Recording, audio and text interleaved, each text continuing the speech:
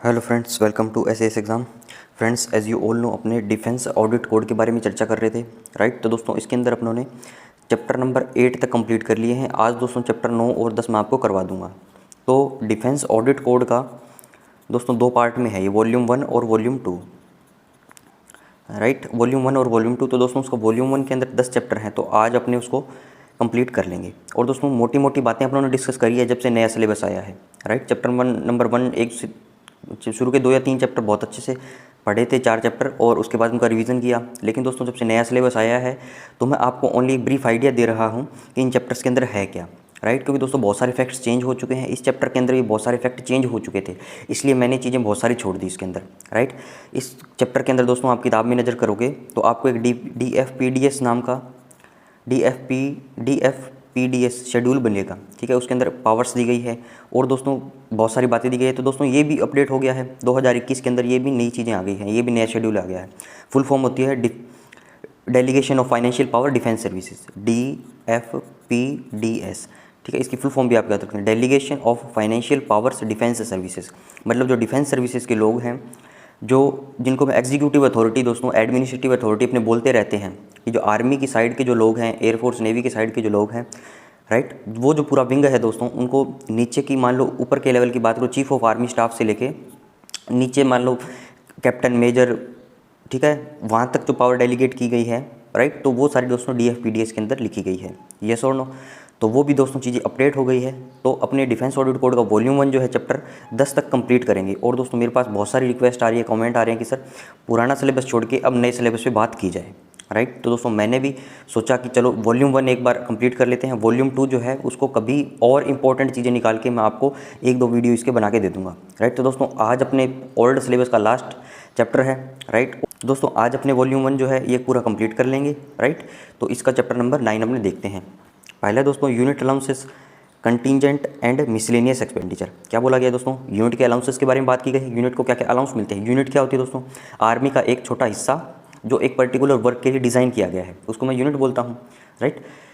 जैसे उसके अलाउंसेस क्या क्या मिलते हैं उसको, contingent and miscellaneous expenditure. Contingent मतलब दोस्तों कंटिंजेंसी फंड ऑफ इंडिया, आपने सुना होगा, right. Article number 267। Contingency fund of India क्या होता है?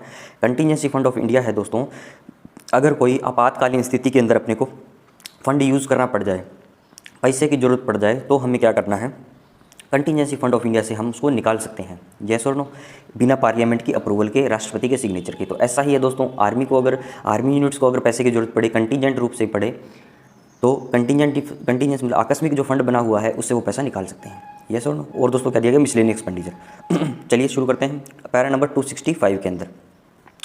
Claims for miscellaneous unit allowances and grants are normally preferred by the officer commanding unit formation and heads of the establishment to PCD CDA except Air Force। क्या बोल रहे हैं दोस्तों? Claims करते हैं, क्लेम्स करते हैं कौन? क्लेम्स करते हैं किसका? मिसलेनियस का। Claims for miscellaneous unit allowances, right. Unit के मिसलेनियस जो अलाउंसेस हैं उसका क्लेम, और दोस्तों ग्रांट्स का, वो दोस्तों are normally preferred by the officer commanding, मतलब ऑफिसर कमांडिंग और OC, राइट। CO भी बोल सकते हो यहाँ पे, मतलब OC या CO जो है यूनिट या फॉर्मेशन का या उस एस्टेब्लिशमेंट का हेड जो है वो PCD या CDA से क्या करता है, डिमांड करता है, क्लेम करता है, right, for pre audit and payment. उनकी प्री ऑडिट कर दो भैया और हमें पेमेंट रिलीज़ कर दो। क्योंकि दोस्तों ये आर्मी है, मान लो पूरी, मैं आर्मी के रेफरेंस से बात कर रहा हूँ, ये पूरा स्ट्रक्चर है। तो और दोस्तों ये हमारा DAD है, ये हमारे DAD का स्ट्रक्चर है। तो दोस्तों जब भी आर्मी को जरूरत पड़ेगी, एग्जीक्यूटिव अथॉरिटी, एडमिनिस्ट्रेटिव अथॉरिटी, इन्हीं को बोला गया है, राइट। काम को एग्जीक्यूट करेंगे, एडमिन करेंगे। लेकिन दोस्तों जब भी पेमेंट की बात आएगी, देखो यहाँ पे पेमेंट की बात आएगी, तो हमारे DAD का पैरेलल रोल इनके चलता है, राइट। काम दोस्तों ये करेंगे, पैसा हम रिलीज़ करेंगे, काम दोस्तों ये करेंगे, पैसा हम रिलीज़ करेंगे, यस और नो। तो आर्मी को दोस्तों पैसे की जरूरत होगी तो वो DAD से मांग लेगा यहाँ पे पीरियड ऑडिट करके, राइट, वो भी एयरफोर्स को छोड़कर, राइट। अब एयरफोर्स के उसके सिनेरियो में क्या है, the claims for miscellaneous unit allowances and grants in respect of air force units are paid out of the unit impressed account. क्या बोल रहा है दोस्तों? क्लेम है किस लिए, मिसलेनियस यूनिट अलाउंसेस के और ग्रांट के, एयरफोर्स यूनिट के, paid out of unit impressed account. Unit के इम्प्रेस्ड अकाउंट से दोस्तों उसको पे कर दिया जाता है, मतलब यूनिट का इम्प्रेस्ड अकाउंट बना हुआ है, right, and sent to PCD air force along with the monthly cash accounts और द पोस्ट ऑडिट। और दोस्तों क्या करते हैं, PCD एयरफोर्स को वो मंथली जो क्या है पोस्ट ऑडिट के लिए भेज देते हैं, उनके मिसलेनियस यूनिट अलाउंस और उनकी ग्रांट्स को, यस और नो। 2 चीज़ें पढ़ी, एक में होता है प्री ऑडिट, एक में होता है पोस्ट ऑडिट। एक में दोस्तों पर्टिकुलर PCD एयरफोर्स दे दिया, यहाँ पे दोस्तों PCD CDA मतलब जो उसका डिफेंस अकाउंटिंग सर्कल के अंदर जो यूनिट जिस डिफेंस अकाउंटिंग सर्कल के अंदर लाई करेगी वहाँ पे उसको भेज देगी, right, for pre audit and payment. Yes और नो। आगे चलिए दोस्तों, देखिए दोस्तों क्या दिया गया है इसके अंदर, contingent and miscellaneous charges, right.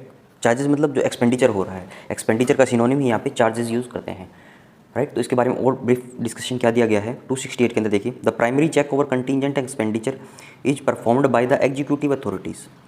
क्या बोल रहा है दोस्तों, कोई भी एक्सपेंडिचर होगा, राइट, तो जो प्राइमरी चेक जो है एक्सपेंडिचर पे वो कौन करेगा, वो एग्जीक्यूटिव अथॉरिटीज़ ही करेंगी, ठीक है। मान लो कोई एग्जीक्यूटिव अथॉरिटी को कोई भी ग्रांट्स के अंदर कोई भी सामान परचेज करना है, कोई भी आइटम परचेज करना है, राइट। तो दोस्तों प्राइमरी चेक जो है जो खरीद रहा है, मान लो आज आपको सामान खरीद के आओ, ठीक है, मान लो आज आपको वाटर प्यूरीफायर चाहिए, राइट, आपको फ्रिज चाहिए, कूलर चाहिए, वॉशिंग मशीन चाहिए, कुछ भी चीज़ चाहिए, तो दोस्तों प्राइमरी चेक जो है एक्सपेंडिचर का वो तो आपको ही देखना है, राइट। तो वही बात इसके अंदर लिखी गई है कि भाई आपकी जेब से पैसा जा रहा है तो आप देखते हो, राइट। दोस्तों गवर्नमेंट का पैसा भी तो आपको आपका अपना पैसा ही मान के खर्च करना है, right. Cannons of financial property में अपना उन्होंने देखा है, राइट। पब्लिक मनी को ऐसे खर्च करना है जैसे कि आप एक सामान्य बुद्धि का आदमी खर्च करता हो, तो वो सेम बातें पूरे पैरे के अंदर दी गई है। देखिए, the primary check over contingent expenditure is performed by the executive authorities, primary check कर लेंगे, राइट। और क्या ड्यूटी है, it is their duty to see that the charges drawn in a contingent bill. दोस्तों कोई भी पैसा निकलता है वो कंटिजेंट बिल के जरिए निकलता है, एक बिल बनाना पड़ेगा, एक वाउचर बनाना पड़ेगा, right. It is their duty to see that the charges drawn in a contingent bill are of obvious nature. हाँ कि भाई obvious bill are of obvious necessity, sorry, मतलब वो जो चार्जेस जो है, वो जो एक्सपेंडिचर है वो नेसेसरी है, नेसेसिटी है उसकी, right. And are at fair and reasonable rates, जो सामान परचेज कर रहे हो वो फेयर है और रीजनेबल रेट्स पे है, ठीक है, आप महंगा नहीं खरीद रहे हो। ऐसा नहीं है कि वही सामान 50 रुपये में आता हो और आप उसके 70 रुपये दे रहे हो, राइट। यस और नो। अगला आप देखिए दोस्तों, previous sanction for any item requiring such sanction is attached. और दोस्तों जब भी आप क्लेम को एक्सपेंडिचर को क्लेम करते हो अपने PCD CDA से, तो जो सैंक्शन जो है अप्रोप्रिएट अथॉरिटी की, दोस्तों DFPDS, मैंने अभी नाम आपको बताया था DFPDS, उसके अंदर बहुत सारी पावर्स दी गई हैं, राइट। तो मान लो आपको 10 लाख का सामान परचेज करना है, तो आपको जिस ऑफिसर की, जिस कमांडिंग ऑफिसर की, जिस कमांडर की पावर में जो आएगा, जिस एग्जीक्यूटिव अथॉरिटी, जिस एडमिनिस्ट्रेटिव अथॉरिटी के पावर में वो पैसे आएंगे, जैसे दोस्तों हमारे पंचिंग मीडिया में आते हैं, अगर वो उसकी पावर में आ रहे हैं तो उसकी आपको सैंक्शन चाहिए ही चाहिए। यस और नो। तो previous sanction for any item requiring such sanction is attach, right, मतलब प्रीवियस सैंक्शन चाहिए किसी भी आइटम के लिए, वो आपके पास होनी चाहिए। All requisite vouchers are received and are in order, और सारे वाउचर्स जो हैं वो रिसीव होने चाहिए और इन ऑर्डर में होने चाहिए। यस और no. The calculations are correct, calculations जो आप कर रहे हो वो सही होनी चाहिए, वेयर एवर एप्लीकेबल, जहाँ पे वो हो सके, एप्लीकेबल हो सके। द एक्सपेंडिचर हैज़ नॉट एक्सपीडेड, ठीक है, कैलकुलेशन करेक्ट हो और एक्सपेंडिचर जो है वो एक्सीड नहीं होना चाहिए, right. And is not likely to exceed, और वो आगे भी एक्सीड नहीं होना चाहिए। The allotment made for this purpose, मतलब जिस पर्पज़ के लिए अलॉटमेंट हुई है उसके अंदर अंदर ही एक्सपेंडिचर आपका होना चाहिए। यस और नो। मान लो 500 रुपये की अलॉटमेंट है तो आपको खर्चा दोस्तों 450 रुपये का तक कर लो, 499 रुपये का कर लो, 500 तक कर लो, लेकिन 501 रुपये का नहीं कर सकते। यस और नो।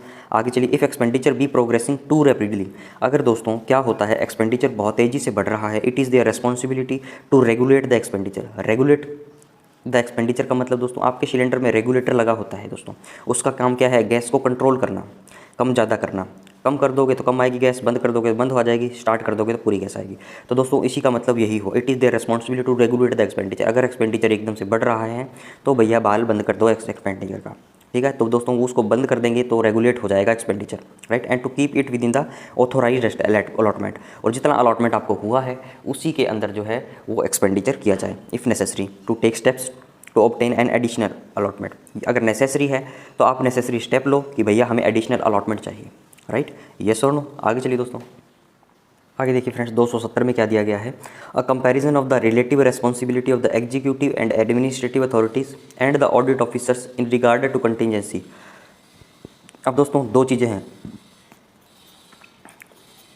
एक तो हमारा DAD डिपार्टमेंट, एक जो है आर्मी, एयरफोर्स, नेवी, मान लो कमांडर्स हैं उनके सारे, ठीक है। पैसा दोस्तों खर्च वो करते हैं, डिमांड वो करते हैं, लेकिन हमारा काम है ओनली उसको पास करना, ठीक है। और दोस्तों उनकी डिमांड कितनी की जायज़ है, फील्ड पे क्या क्या चीज़ों की ज़रूरत है, कई बार ऐसी सिचुएशन आ जाती है तो हमें नहीं पता चलता, ठीक है। तो हमें दोस्तों रिक्वायरमेंट के हिसाब से पैसा पास करना पड़ता है, राइट। तो इनकी दोनों की जो दोस्तों रिस्पॉन्सिबिलिटी है उसके अंदर कंपैरिजन किया गया है, राइट। तो क्या किया गया है, देखिए दोबारा पढ़िए, comparison of relative responsibility of the executive and administrative authority, army वाले हो गए, and the audit officers in regard to contingency, ठीक है। मतलब जो ग्रांट्स है, राइट, जो पैसा आप खर्च करोगे, विल शो ठीक है, will show that the duties of the former मतलब ये पहले वाले, आर मोर ऑनरस। ऑनरस दोस्तों मतलब अकाउंटेबल, जिम्मेदारी, ज़्यादा इंपॉर्टेंट, मतलब former are more onerous than those that latter, मतलब पहले वालों की जो जिम्मेदारी है वो ज़्यादा है बजाय किसके, सेकंड वालों के, राइट। क्यों क्यों ज़्यादा है? It is more difficult to decide whether expenditure is necessary than whether it is unusual and whether rates are reasonable than whether they are apparently extravagant. दोस्तों अपने क्या देखेंगे कि वो खर्चा जो है वो फिजूल खर्च नहीं है, ठीक है। ये आप देख लो कि एक्सपेंडिचर नेसेसरी है, ये तो उन्हीं को देखेंगे, ठीक है। अननेसेसरी एक्सपेंडिचर तो नहीं कर रहे हैं, अनयूजुअल तो नहीं कर रहे हैं, और जो रेट्स जो है वो रीजनेबल है या नहीं, ठीक है। तो दोस्तों ज़्यादा जो काम है, ज़्यादा जो जिम्मेदारी का काम है वो इन्हीं का है, ठीक है। हम तो ये देख सकते हैं कि खर्चा फिजूल तो नहीं हुआ है, right. The expenditure should be economical, right, ये हम देख सकते हैं। लेकिन बाकी चीज़ें देखना बाकी चीज़ें की जो रिस्पॉन्सिबिलिटी है वो एडमिनिस्ट्रेटिव और एग्जीक्यूटिव अथॉरिटीज़ की है, राइट। यस और नो। आगे चलिए देखिए दोस्तों 271 में, to avoid double payments recurring charges will linked with the previous charges and audited. दोस्तों वही बात है कि आगे का कुछ आपको मान लो देखना है, तो इसमें बोल दिया कि डबल पेमेंट, ठीक है, कोई भी एक पेमेंट हो गई आपकी, ठीक है, तो डबल पेमेंट ना हो, राइट। तो आप तो प्रीवियस जो चार्ज हुआ है, प्रीवियस जो ऑडिट हुई है, प्रीवियस जो एक्सपेंडिचर हुआ है सेम आइटम पे, वो आप देख लीजिए, राइट। इजी है। आगे चलिए देखिए दोस्तों 284 में क्या दिया गया है, the bills for non recurring payments sanctioned bye the chief of the army staff will be paid by the PCD new Delhi. दोस्तों ऐसे बिल जो नॉन रिकरिंग नेचर के हैं, मतलब बार बार जिनकी पेमेंट नहीं होनी है, राइट, नॉन रिकरिंग नेचर के बिल्स को बोलते हैं, ठीक है। The bills for non recurring payment sanction bye the chief of army staff. दोस्तों जो chief of army staff sanction करते हैं जिन बिल्स को, will be paid by the PCD new Delhi, ठीक है, क्योंकि आर्मी स्टाफ भी वही है, पीसीडी न्यू दिल्ली भी वही है, तो वो पास कर देगा।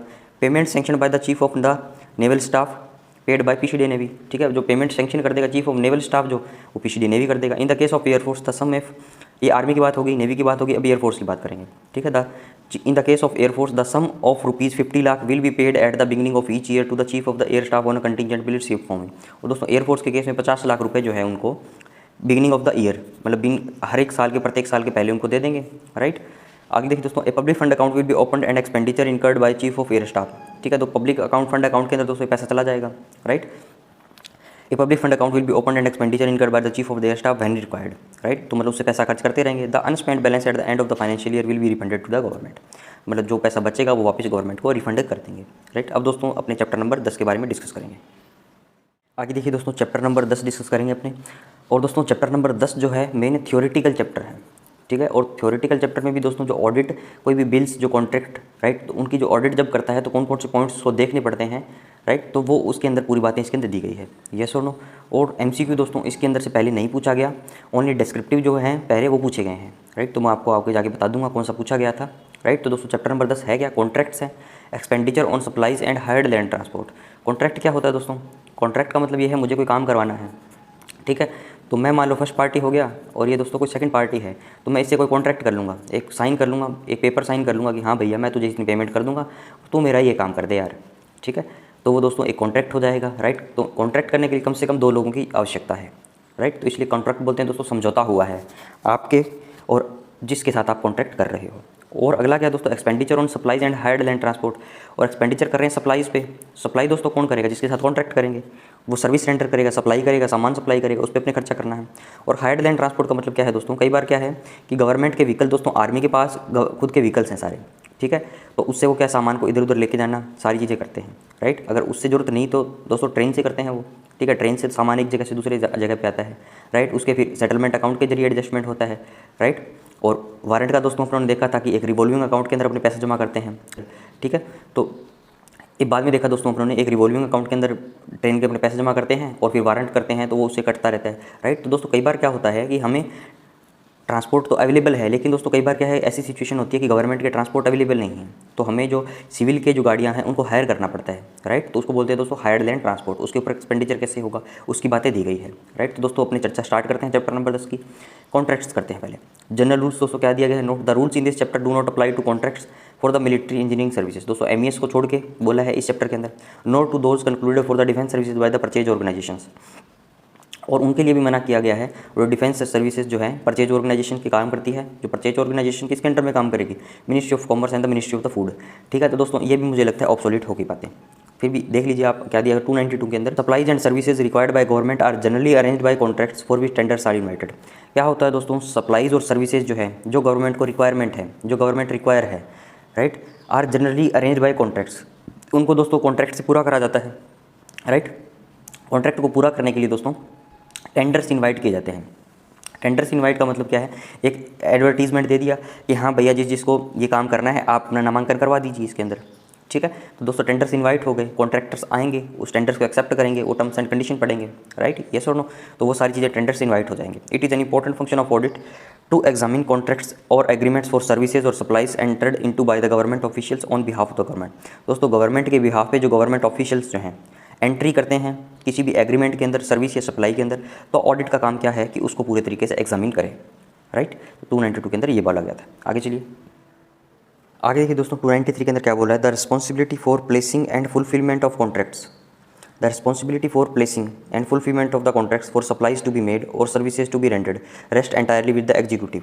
क्या बोल रहा है दोस्तों, जो एग्जीक्यूटिव है मतलब आर्मी की साइड के जो लोग हैं, एयरफोर्स या नेवी साइड के जो लोग हैं, मेनली जो डिफेंस सर्विसेज के जो लोग हैं, उनकी रिस्पॉन्सिबिलिटी है कि वो प्लेस करे कॉन्ट्रैक्ट को, fulfil of the contract for supplies to be made और सर्विसेज टू बी रेंडेड, मतलब पूरी जिम्मेदारी उनकी है कि वो कॉन्ट्रैक्ट करे, सप्लाई ले, ठीक है, सारी चीज़ों की सारी जिम्मेदारी उनकी है। लेकिन दोस्तों this does not preclude audit criticism, लेकिन इसका मतलब ये नहीं है कि उनकी ऑडिट नहीं होगी, राइट। व्हेन द एक्शन और procedure audit adopted by the administrative authorities, दोस्तों और ऑडिट का क्रिटिसिज्म क्यों रिक्वायर है, ऑडिट क्यों रिक्वायर है, क्योंकि जब दोस्तों एडमिनिस्ट्रेटिव अथॉरिटीज़ जो हैं कोई एक्शन या प्रोसीजर अडॉप्ट करती हैं और दोस्तों उसके रिजल्ट में क्या होता है, लॉस या waste of the public money, right. और ऑडिट का काम यही है कि जो लॉस हो रहा है गवर्नमेंट के मनी का, पब्लिक के मनी का, उसको बचाया जाए, और waste of the public money उसको बताया जाए, एक फाइनेंशियल एडवाइस उनको दे, ठीक है। तो ऑडिट का दोस्तों इसको अपने प्रिक्लूड नहीं कर सकते। और where the terms and condition of the contracts do not afford reasonable security against malpractices, तो दोस्तों माल प्रैक्टिसेस अगर होगी, राइट, तो उस केस के अंदर भी टर्म्स एंड कंडीशन अगर फॉलो नहीं हो रहे हैं तो ऑडिट की रिक्वायरमेंट है, राइट। आगे चलिए दोस्तों, the government of India have laid down the following fundamental principles, कौन से, जो नेक्स्ट स्लाइड में अपने पढ़ेंगे, for the guidance of authorities authorised to entered into agreements or agreements involving expenditure from public money. दोस्तों कुछ गाइडलाइंस दी है, कुछ बातों का आपको ध्यान रखना है जब भी आप कॉन्ट्रैक्ट करते हो, या तो क्या है एंटर करते हो कॉन्ट्रैक्ट के अंदर, या एक्सपेंडिचर हो रहा हो पब्लिक फंड का, ऐसे एग्रीमेंट आप करते हो, राइट। तो कौन कौन सी बातों का ध्यान रखना है, चलिए आगे। पहला देखिए दोस्तों किन बातों का ध्यान रखना है, the terms of a contract must be precise and definite, जो कॉन्ट्रैक्ट का टर्म्स करते हो तो प्रिसाइज होना चाहिए और डेफिनेट होना चाहिए, मतलब निश्चित होना चाहिए, and there must be no room for ambiguity और मिस कंस्ट्रक्शन देयरिंग, मतलब कोई भी आपको उसके अंदर एम्बिग्यूटी, मतलब कोई भी आपको इसके अंदर डाउट नहीं होना चाहिए, राइट। नेक्स्ट है दोस्तों, legal and financial advice should be taken in the defining of contract and before they are finally entered into. Legal और फाइनेंशियल एडवाइस, मतलब लीगल एडवाइस दोस्तों मतलब कानूनी कार्रवाई रूप से सही होना चाहिए, फाइनेंशियल एडवाइस दोस्तों डीएडी से ले लो, राइट। तो कोई भी आप कॉन्ट्रैक्ट के अंदर एंटर करते हो तो ये चीज़ें आपको लेनी पड़ेगी पहले। Standard forms of contract should be adopted, जो कॉन्ट्रैक्ट का स्टैंडर्ड फॉर्म है, राइट, वो पूरा प्रोसेस होना चाहिए। Contract should be placed only after tenders have been openly invited, contract दोस्तों तभी प्लेस कर सकते हो only after tenders have been openly invited, right. मतलब टेंडर्स की दोस्तों एडवर्टीजमेंट जो है ओपनली होनी चाहिए, क्योंकि आप ऐसा नहीं है कि एक पर्टिकुलर उसको ग्रुप को या पर्टिकुलर फर्म को एडवांटेज दे दो, राइट, क्योंकि ये भी अपने स्टैंडर्ड ऑफ फाइनेंशियल प्रॉपर्टी में पड़ा है, right. The contract should be placed only after tenders have been open invited and in cases where the lowest tender is not accepted. अगर दोस्तों ऐसा लगता है कोई मान लो 5 लाख का कॉन्ट्रैक्ट था, ठीक है, 5 लाख का काम मुझे करवाना था, राइट, तो कोई कहते हैं मैं 4.5 लाख में कर दूंगा, कोई कह रहा है मैं 4.5 लाख में कर दूंगा, ठीक है, कोई कहते हैं मैं 5 लाख में करूँगा। तो आपने अगर ये चूज़ किया है तो दोस्तों 4.5 लाख वाला क्यों नहीं किया, उसका रीज़न आपको देना पड़ेगा, reason should be recorded, right. 5 number, in selecting the tender to be accepted the financial status of the individual and firms tending must be taken into consideration. क्या बोल रहा है दोस्तों, अगर आप कोई भी टेंडर को एक्सेप्ट करते हो तो फाइनेंशियल स्टेटस जो है उस इंडिविजुअल और फर्म्स का देखना है आपको, राइट। क्यों देखना है दोस्तों, कई बार क्या है, मान लो उसको टेंडर दे दिया, ठीक है, उसने एडवांस पेमेंट ले ली या जो भी है काम करवाने के लिए उसके पास कितना कैपिटल है, तो वो सारी चीज़ें आपको कंसीडर करनी पड़ेगी, यस और नो। आगे चलिए दोस्तों, अब देखिए दोस्तों नोट 1 और नोट 2 के अंदर क्या दिया गया है, sanction of the government of India will be necessary to conclude a contract for a period beyond 3 years, 3 साल से ज़्यादा का कॉन्ट्रैक्ट करते हो तो आपको गवर्नमेंट ऑफ इंडिया की सैंक्शन चाहिए। नोट 2 के अंदर long term contracts for more than 1 year should also be sent to the DGADS, director general audit defence services, right. तो 2 फैक्ट दोस्तों नोट के अंदर दिए गए थे, वो आपको एक बेसिक नॉलेज है। आगे देखिए दोस्तों, ऑडिट ऑफ कॉन्ट्रैक्ट, अभी क्या पढ़ा कि कॉन्ट्रैक्ट करेंगे तो एडमिनिस्ट्रेटिव और एग्जीक्यूटिव अथॉरिटी की क्या क्या रिस्पॉन्सिबिलिटी है। अब दोस्तों ऑडिट पर्पज से कॉन्ट्रैक्ट अपने कैसे करेंगे, तो वो देखिए 304 में, as soon as contract is concluded and the security deposit is received from the contractor। अगर दोस्तों कॉन्ट्रैक्ट कंक्लूड हो गया और जो सिक्योरिटी डिपॉजिट जो है रिसीव्ड फ्रॉम द कॉन्ट्रैक्टर, तो दोस्तों अगर कॉन्ट्रैक्ट कंक्लूड हो गया, राइट, कॉन्ट्रैक्ट हो गया किसी कॉन्ट्रैक्टर से और उसने की जो सिक्योरिटी की जो अमाउंट थी कॉन्ट्रैक्ट ने, वो कॉन्ट्रैक्टर ने जमा करवा दी, ठीक है।